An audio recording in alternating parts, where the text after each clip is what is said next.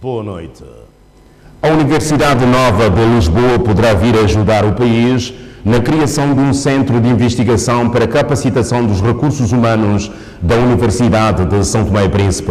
O assunto foi analisado na audiência que a Ministra da Educação e Ensino Superior concedeu ao Vice-Reitor da Universidade Nova de Lisboa. Esta terça-feira, Julieta Rodrigues recebeu também o Embaixador do Brasil. O diplomata brasileiro encontrou-se com a Ministra da Educação e Ensino Superior no encontro de cortesia, onde as partes aproveitaram para analisar assuntos relacionados com a cooperação ao nível educacional entre São Tomé e Príncipe e Brasil. Eu vim fazer uma visita de cortesia à ministra, me apresentar, porque diante da mudança de governo aqui em São Tomé e Príncipe, eu cumpro a formalidade diplomática de fazer visitas aos novos ministros. Já em dezembro do ano passado, eu iniciei esse programa de visitas, visitei o primeiro-ministro, mas os demais ministros eu estou começando a ver agora porque eu tomei alguns dias de férias no final do ano e por isso eu só estou retomando agora. Então o primeiro objetivo foi isso, uma visita de cortesia para me apresentar. Mas tivemos a oportunidade de conversar sobre os projetos de cooperação que o Brasil tem com São Tomé e Príncipe que envolvem este ministério.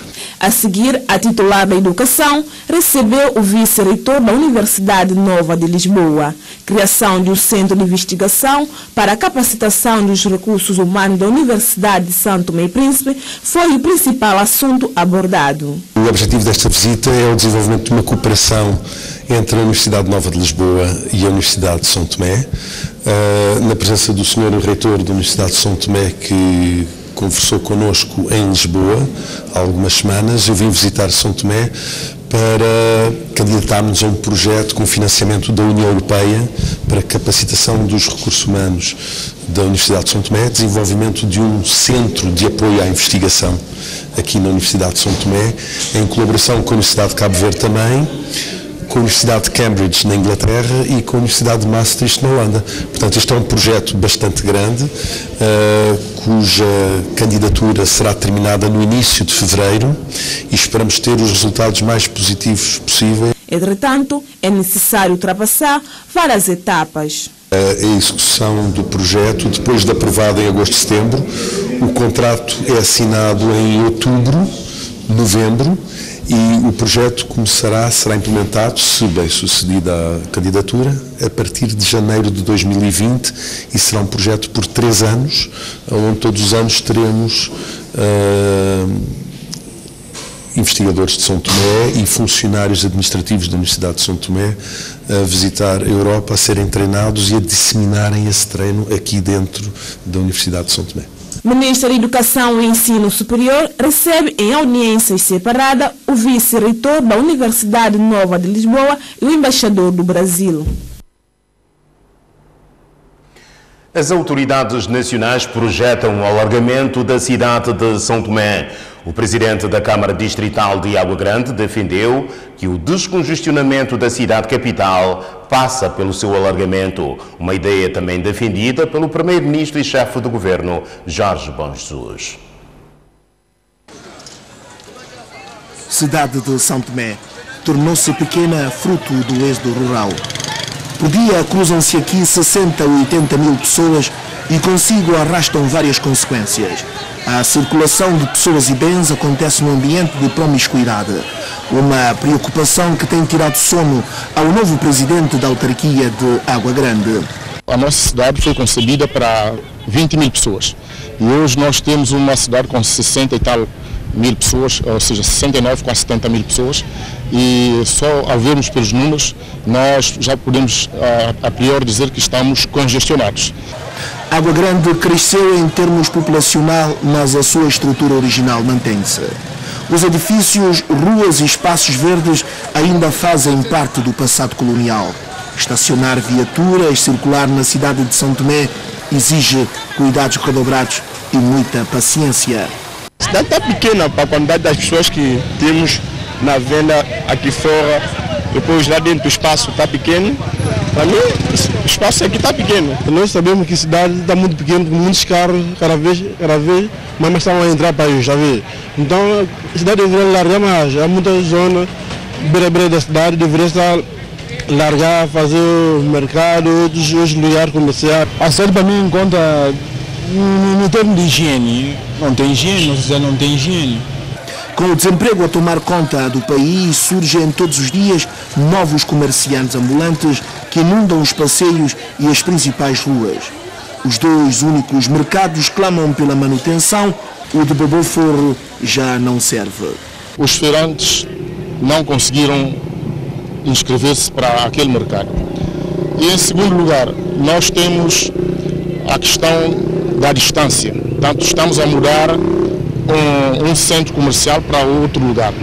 E, logicamente, que teremos custos acrescidos.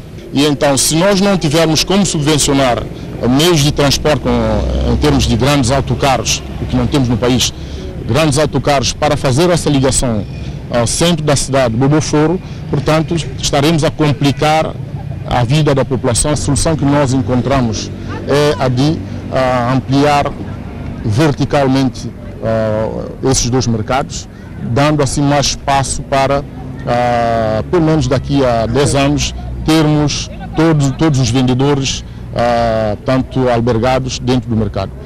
Enquanto a autarquia procura descongestionar a capital, surgem também novos problemas. Ao lado da Ponte Cais Velha, aonde habitualmente atracam os navios pesqueiros, surgiu um novo mercado de peixe. José Maria não concorda nem discorda. Isso é uma questão de autoridade do Estado.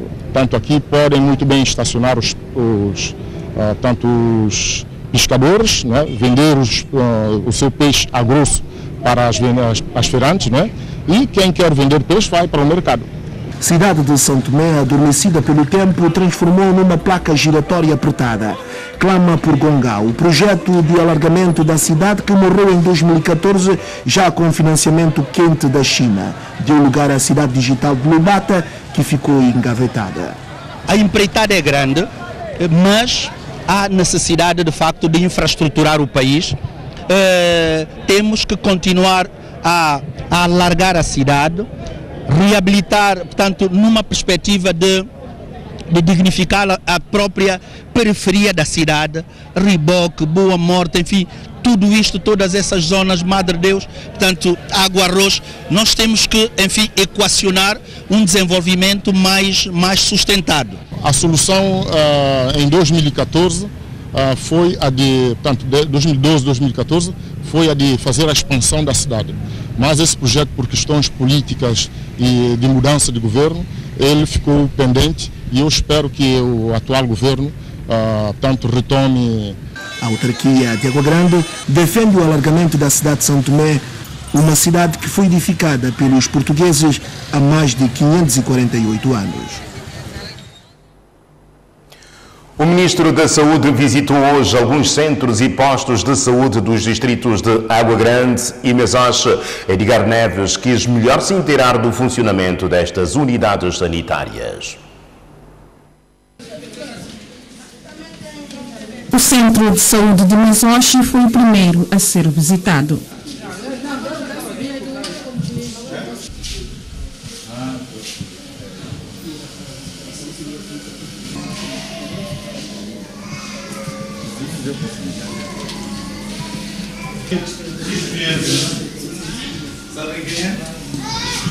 Ainda em Mesoche, Edgar Neves visitou também as obras de construção do posto sanitário do referido distrito. Depois de Mesoche, o titular do posto de saúde e a sua equipa esteve em Água Grande e visitou o Centro de Saúde de Madre Deus e o Centro Policlínico. O objetivo é de se inteirar em loco a realidade destes centros de saúde. O grande objetivo é inteirar-me no terreno, ter uma ideia da funcionalidade da área de saúde, quer a nível dos centros como a nível dos postos, ter a dimensão mais precisa do grau de dificuldades e saber poder definir em termos de exercícios futuros como é que nós podemos tornar as áreas de saúde rentáveis e assim, em consequência, reduzir as evacuações dos distritos para o hospital. Como sabem, as áreas de saúde têm os centros e depois têm os postos sanitários. Essa interligação de funcionalidade entre os dois é fundamental a nível dos cuidados primários, que constitui a base da pirâmide sanitária e é a porta de entrada dos doentes. É fundamental que as áreas funcionem. Aqui tive a oportunidade para ver como é que funciona o centro de saúde. Naturalmente que o processo de avaliação não é feito agora. Vou ter que recolher uma série de informações adicionais no sentido de podermos redefinir, respeitando, indo de encontro ao programa do Governo, redefinir as formas de atuação. Não obstante algumas dificuldades, há também aspectos positivos, constatou Edgar Neves. Há questões a serem corrigidas, há também aspectos muito positivos, é de se reconhecer o trabalho das pessoas, dos profissionais todos aqui envolvidos, quer da parte técnica como da parte administrativa, mas como em tudo não há coisas perfeitas e há vários aspectos, pelo menos alguns essenciais, que têm que ser corrigidos, quer do ponto de vista puramente técnico, quer do ponto de vista em termos de administração e gestão, a política de recuperação de custos, há todo um conjunto de elementos importantes recolhidos nesta visita. A criação de uma linha segura de abastecimento de medicamentos, reagentes e consumíveis é um dos aspectos a corrigir, afirmou o Ministro da Saúde. O sistema tem carências grandes, limitações quer a nível de recursos humanos como a nível de todo o conjunto de elementos que são necessários para o funcionamento correto, desde conseguir manter uma linha de abastecimento de medicamentos, reagentes e consumíveis, uma linha segura e não estarmos permanentemente a apagar fogos. A visita do Ministro da Saúde aos centros e postos de saúde distritais se estenderá a todos os distritos do país.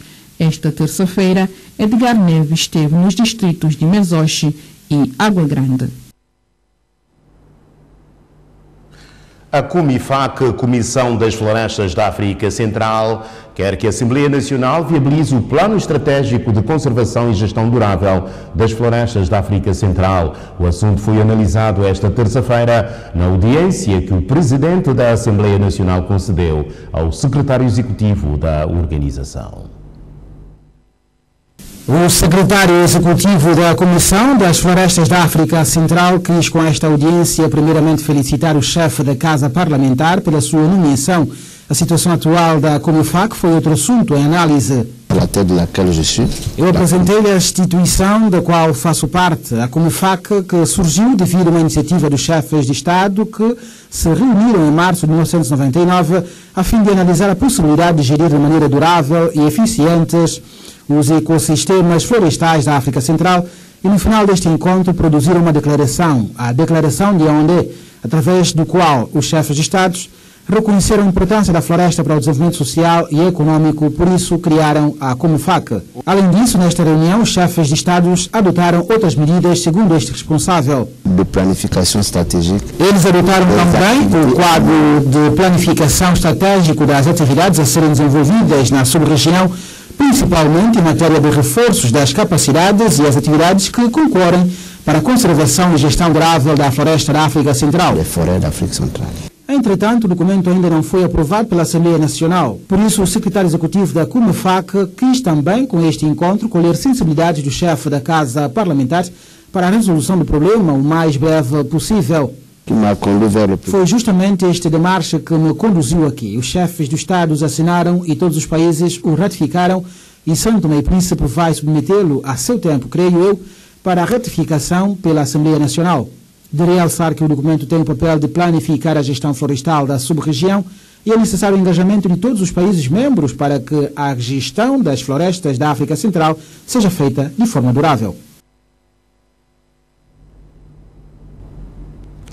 Na região autónoma do Príncipe foi organizado um ciclo de palestras sobre ação educativa e administração pública. A palestra foi dirigida aos alunos do ensino profissional da região. São alunos enfileirados nos cursos profissionais de ação educativa e administração pública que esta segunda-feira tiveram um retomar de aulas diferente do habitual. Arrancou-se agora o segundo período.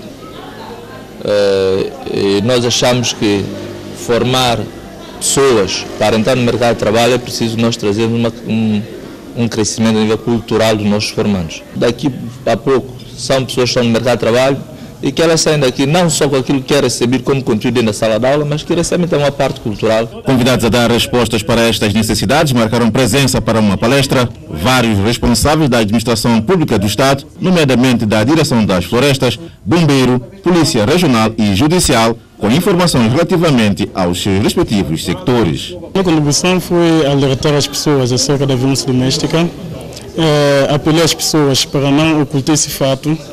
Pois nós temos casos que as mulheres, por gostarem tanto dos seus maridos, ocultam o fato de forma a não perdê-los. Então, chama a atenção da população em geral acerca disso. O que é bombeiro? Qual é a atividade do bombeiro perante a sociedade?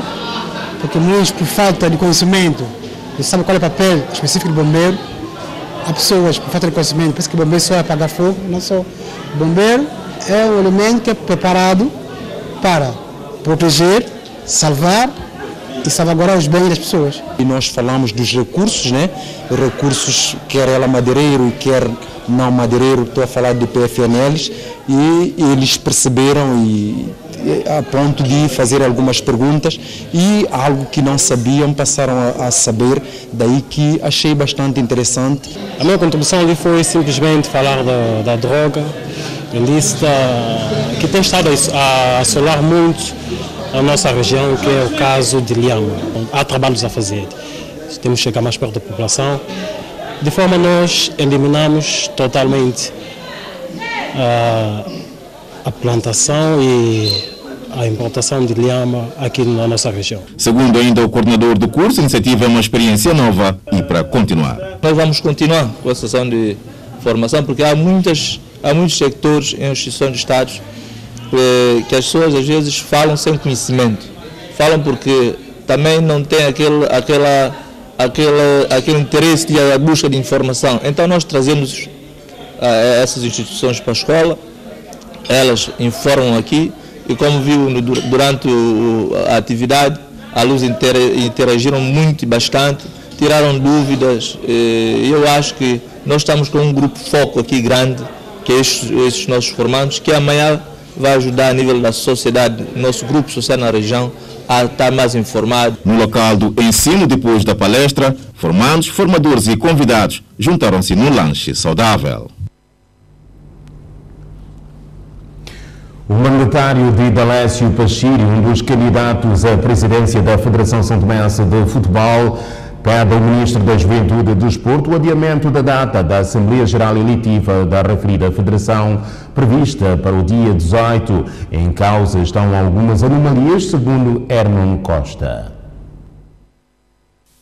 O documento contendo o pedido de adiamento da data eleitoral foi depositado na Secretaria do Ministério da Juventude e Desporto. O mandatário da candidatura de Idalécio Pachiri voltou a reafirmar que o processo tem decorrido com muitas irregularidades. Uma segunda questão, segundo ponto, este é ainda muito mais grave, tem a ver com a composição da comissão ad hoc que deverá estar a conduzir o processo eletivo. Trata-se de uma comissão ad hoc composta por 5 elementos e, curioso, é aqui que está toda a ilegalidade do processo. 5 elementos todos eles membros da atual direção ainda em função e candidatos também à Assembleia Eleitiva, à eleição da Assembleia Eleitiva do dia 18. Pede por isso a interferência do governo. São várias situações de ilegalidade que comparece este processo e nós naturalmente não vamos compactuar com tantas ilegalidades e por isso decidimos recorrer ao governo à luz daquilo que dispõe a Lei 7 de 2012, que confere poderes no âmbito da fiscalização, no âmbito da observação, do inquérito de todo o processo, recorrer ao governo e pedir a intervenção do governo, o que nós acreditamos que vai agir para anular todo este processo. Mandatário de Dalécio Pachir recorre ao governo para estancar o que diz ser irregularidades no processo de eleição do presidente da Federação Santomense de Futebol. Enquanto isso, a candidatura do antigo internacional de futebol santomense, Josi Barros, ao cargo de presidente da Federação Santomense de Futebol, segundo ele, foi bloqueada pela atual direção da Federação. Na sua página no Facebook, Josi lamenta como foi tratado o processo da sua candidatura. A candidatura foi anunciada no fim da semana passada e visava concorrer à presidência da Federação Santomense de Futebol na Assembleia marcada para dia 18 do mês corrente. O candidato foi hoje surpreendido quando apresentava em formato físico as documentações de que, por ordens superiores, os funcionários não poderiam receber mais qualquer candidatura. Para Josi Barros, o processo está ferido de irregularidades e explica que, segundo a Federação, os candidatos tinham 15 dias úteis para apresentar as suas candidaturas, mas a equipa na qual representa, Inter de Bombom, recebeu a carta no dia 2 de janeiro às 18 horas para poder apresentar um candidato e a data limite para a entrega das candidaturas na Federação era 3 de janeiro. O atendimento ao público na Federação termina às 17 horas, sendo que no Estatuto não está estipulado a forma de entrega da candidatura. Ainda assim, o candidato fez o envio às 16 horas e 59 minutos por via e-mail. Às 21 horas do mesmo dia, voltou a pedir a confirmação da recepção do e-mail sem sucesso. Posteriormente, é surpreendido pela comissão organizadora da Assembleia Geral de que não submeteu a candidatura a tempo. Perante este fato, José fala mesmo de muita máfia e máfia em torno do desenvolvimento do futebol em Santo Tomé. Avança ainda que os atuais dirigentes da Federação estão bem acomodados e não querem de maneira nenhuma perder a presidência da Federação.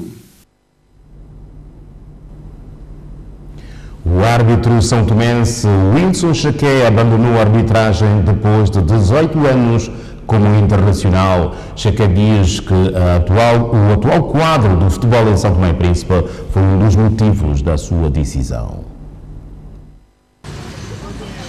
O árbitro Wilson Chaqué é agora adepto de bancada. Chaqué abandonou a carreira 3 anos antes do fim previsto. Com 43 anos de idade, o internacional santomense iniciou a carreira em 1999. São 20 anos como árbitro e 18 como internacional. Em 2002 faz a sua primeira estreia internacional como assistente. As fintas de futebol agora, diz, são outras. O nível de futebol praticado pelos clubes já não o anima, bem como as condições de trabalho. Por cada partida, os árbitros do primeiro escalão recebem 700 dobras, cerca de 30 euros em São Tomé. O campeonato aqui não está sendo muito competitivo e as condições também não é assim muito a desejar. São Tomé e Príncipe tem atualmente 4 árbitros assistentes e 3 centrais internacionais. Chaqué já informou a sua decisão à Federação Santomense de Futebol. Na hora do adeus, o antigo internacional desejou sorte à arbitragem santomense. Arbitrar um jogo em São Tomé é muito arriscado, porque as pessoas invadem e agridem os árbitros e são essas coisas que levou a desistir. Homenageado no fim da carreira, o ex-árbitro deixou um recado aos seus colegas. É de ver um árbitro internacional santomense a fazer um jogo bacana. Wilson Chequé percorreu a África arbitrando os jogos da CAF, Confederação Africana de Futebol. Termina a carreira augurando que um dia São Tomé e Príncipe esteja na final do CAN, um feito que permitirá que os árbitros santomenses possam estar presentes na competição. Os vencedores do sorteio do Supermercado Colombo, realizado por ocasião da quadra festiva, receberam os seus prémios esta terça-feira. São 4 pessoas que levaram para casa diferentes prémios. O primeiro prémio é este fogão a gás e elétrico, cujo vencedor não pôde estar presente no momento da entrega, mas foi representado por este jovem. Já a segunda posicionada foi receber a sua estante e não escondeu a sua satisfação com o seu novo móvel de lar. Eu sinto-me feliz, agradeço bastante o gerente da loja. Eu, de vez em quando, que eu compro as coisas aqui, mas eu fiquei surpreendida quando ligaram para mim que eu ganhei o segundo lugar. Só tenho que agradecer. Que isso continue sempre e para ter mais possibilidade para outras pessoas também participarem. Para terceiro e quarto prémios, o Supermercado Colombo reservou um jogo de utensílio de cozinha e outro de louça, respectivamente, e como não podia deixar de ser, o sentimento dos vencedores foi de alegria. Muito obrigada. Tenho só de agradecer pelo prêmio. Ganhei o prêmio de terceiro lugar. A iniciativa essa do sorteio é boa. É a segunda vez que participo no sorteio. Desta vez fui sorteada. E é cliente aqui da casa? Sim, sim. Sempre faço compra aí no Supermercado Colombo. Então, logo ao fazer a compra, sabia que estava a participar no concurso? Não, depois de ter feito as compras, quando vi pagar as despesas, não é, que fui informada que pela despesa que eu fiz, eu tinha direito de participar no sorteio, aí participei, experimentei a sorte. Esta é a segunda vez que o Supermercado Colombo realiza o sorteio por ocasião da quadra festiva de Natal e do Ano Novo. Chamar um pouco a atenção dos nossos clientes. Essa é a segunda vez, mas a primeira vez foi feita na Casa Colombo, onde também foi sorteado diversos tipos de prêmios. E desta vez aqui conosco na Supermercado Colombo, esses prêmios que nós sorteamos hoje é uma abertura do que está por vir, assim como a nossa gerente pode mostrar-nos, e são dos passos em que posteriormente nós vamos dar sequência a mais atividades como essas. O objetivo é chamar mais clientes? O objetivo não é só chamar os clientes, o objetivo é também fazer um bocado de, como posso dizer, trocas de felicidade, porque há pessoas que ganharam esses prêmios que não tiveram como comprar assim diretamente, mas desta feita, né, apesar que nós entristecemos um pouco porque não conseguimos sortir a necessidade de todos, nem todos os prêmios que foram cá sorteados vai do interesse destes mesmos clientes, mas o objetivo é de fazer os clientes ver que nós estamos a ver os seus esforços de estar sempre conosco. O critério é de uma compra de valor igual ou superior a 400 dobras, onde o cliente poderia fazer a sua compra normalmente, satisfazer a sua necessidade e, por fim, levar o prêmio sorteado com o valor da compra que ele fez e colocar a fatura na caixinha de sorteio. O Supermercado Colombo cumpre a sua parte para com os clientes vencedores das 4 categorias do sorteio realizado pela Casa Comercial durante o mês de dezembro.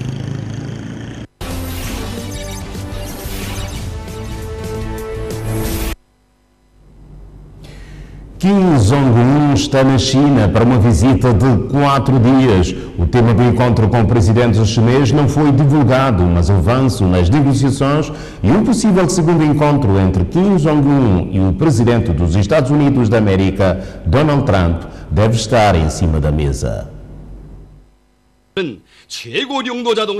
O líder da Coreia do Norte, Kim Jong-un, viajou para a China para um encontro com o presidente chinês Xi Jinping. Partiu num comboio privado com a mulher e membros do governo e chegou à estação de Pequim nesta terça-feira. O tema deste encontro não foi divulgado, mas o avanço nas negociações e um possível segundo encontro entre Kim Jong-un e o presidente dos Estados Unidos, Donald Trump, deve estar em cima da mesa. A visita de 4 dias a convite da China marca o 4º encontro entre os líderes asiáticos. O líder norte-coreano foi à China 3 vezes no ano passado, antes e depois de se encontrar com Trump. A China é o principal parceiro comercial de Pyongyang e um aliado diplomático importante da Coreia do Norte. 6 pessoas morreram nos Alpes devido a avalanches. As equipas de resgate continuam à procura de várias pessoas desaparecidas em diferentes zonas. As fortes tempestades que atingiram o sul da Alemanha, Áustria e Suíça nos últimos dias provocaram a morte de esquiadores e o caos generalizado. Pelo menos 6 pessoas morreram nos Alpes devido a avalanches. As equipas de resgate continuam à procura de várias pessoas desaparecidas em diferentes zonas. O alerta de risco de avalanche está também em vigor em todo o Tirol austríaco e em grande parte dos Alpes da Baviera, que é uma das regiões mais afetadas.